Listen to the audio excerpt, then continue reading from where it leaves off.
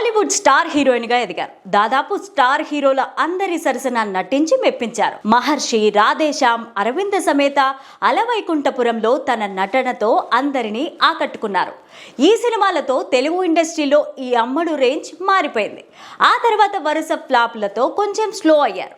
రాధేశ్యామ్, ఆచార్య, beast, సర్కార్, కిసీ కా భాయ్, కిసీ కా జాన్ ఇలా పూజ నటించిన సినిమాలన్నీ బాక్స్ ఆఫీస్ వద్ద బోల్తా పడ్డాయి. విజయ్, సూర్య వంటి హీరోల సినిమాల్లో నటించే ఛాన్స్ కొట్టేసింది. బాలీవుడ్లో కూడా ఓ సినిమాకు సైన్ చేసినట్టు తెలుస్తోంది.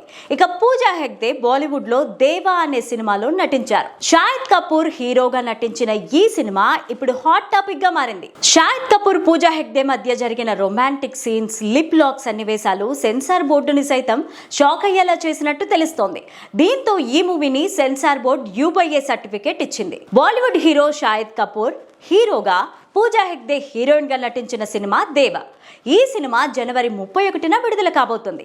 ఈ సినిమా విడుదలయ్యే నేపథ్యంలో ప్రమోషన్ కార్యక్రమాలు కూడా నిర్వహించారు. అయితే ఈ సినిమాకు సెన్సార్ బోర్డ్ గట్టి షాక్ ఇచ్చినట్టు తెలుస్తోంది. ఇందులో లిప్ లాక్ సన్నివేశాలను కట్ చేసినట్టు సమాచారం.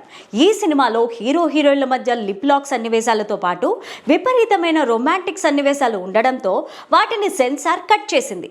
ఈ సినిమాకు కొన్ని కట్స్ సూచించినప్పటికీ ఆ తర్వాత కూడా ఇంకొన్ని బోల్డ్ సీన్స్ ఉండడంతో సెన్సార్ బోర్డ్ ఈ సినిమాకు UA సర్టిఫికేట్ జారీ చేసింది.